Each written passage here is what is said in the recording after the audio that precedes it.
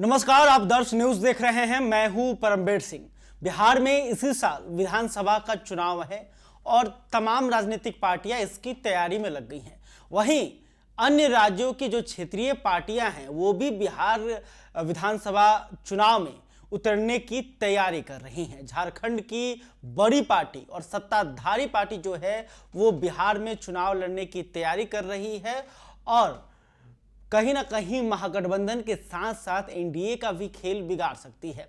झारखंड की जेएमएम जो है बिहार में 10 से 15 विधानसभा सीटों पर चुनाव लड़ सकती है और उसका ऐलान भी कर दिया गया है। पहले तो हेमंत सोरेन की जो पार्टी है जेएमएम वो महागठबंधन में बातचीत कर रही थी ताकि बिहार महागठबंधन के तहत ही वो अपना उम्मीदवार थे, लेकिन आरजेडी ने जेएमएम को बिहार में भाव नहीं दिया। तो उसके बाद अब पार्टी ने फैसला ले लिया है कि अकेले ही बिहार विधानसभा चुनाव के मैदान में वो उतरेंगी और इसको लेकर पूरी तैयारी की जा रही है और उम्मीदवारों का भी चयन किया जा रहा है। ऐसे उम्मीदवार खोजे जा रहे हैं जो महागठबंधन के साथ साथ एनडीए के उम्मीदवारों को भी पटकनी दे दे। इसको लेकर जो है जेएमएम के केंद्रीय महासचिव विनोद पांडे ने कहा है कि पटना में महागठबंधन की अब तक 3 दौर की बैठक हो चुकी है और महागठबंधन के साथियों की ओर से हमें कोई सूचना नहीं दी गई।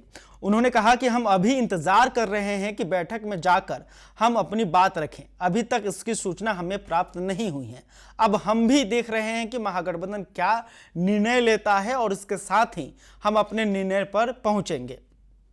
उसके बाद उन्होंने कहा कि अगर महागठबंधन को लगता है कि बिहार में झारखंड मुक्ति मोर्चा को सीट देनी चाहिए तो वो हमें आमंत्रित करेंगे, नहीं तो हम अपना निर्णय लेने के लिए स्वतंत्र हैं। वहीं जेएमएम नेता के बयान पर प्रतिक्रिया देते हुए कांग्रेस के प्रवक्ता राकेश सिन्हा ने कहा कि हर राजनीतिक दल निर्णय लेने के लिए स्वतंत्र है, लेकिन बिहार में महागठबंधन की बैठक हो रही है और हर किसी के साथ बैठक होगी। उन्होंने कहा कि अभी समय गया नहीं है तो किसी को भी परेशान होने की जरूरत नहीं है।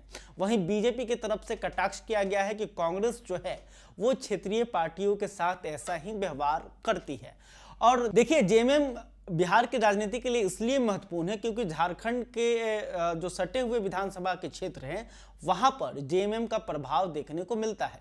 2010 के विधानसभा चुनाव में एक सीट पर जेएमएम के उम्मीदवार चुनाव जीतने में कामयाब हुए थे। जेएमएम की तरफ से जो है सुमित सिंह ने चकाई से जीत हासिल की थी। हालांकि अब सुमित सिंह जो है निर्दलीय विधायक हैं और बिहार सरकार में मंत्री भी हैं। तो देखना होगा कि जेएमएम की तरफ से जो ऐलान किया गया है कि 10 से 15 सीटों पर वो चुनाव लड़ सकती है और उसने यह भी कहा है कि अब उनके तरफ से इसकी तैयारी शुरू कर दी गई है। तो देखना होगा कि महागठबंधन की तरफ से जेएमएम को ऑफर दिया जाता है या नहीं दिया जाता है, क्योंकि बिहार महागठबंधन की लगातार बैठकें हो रही हैं।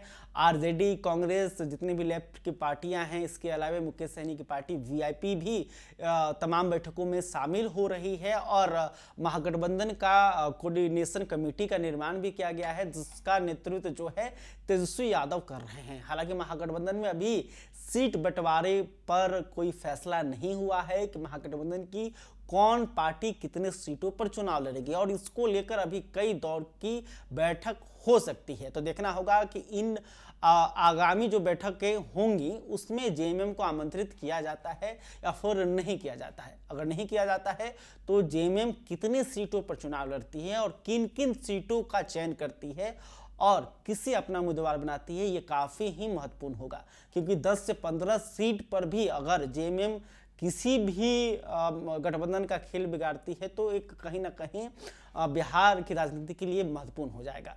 खैर, अभी तक आपने हमारे चैनल को सब्सक्राइब नहीं, तुरंत कर लें। इस खबर को लेकर आप क्या सोचते हैं कमेंट करके बताइएगा। वीडियो फेसबुक पर देख रहे हैं तो हमारे पेज को भी लाइक कर लें। बहुत बहुत धन्यवाद।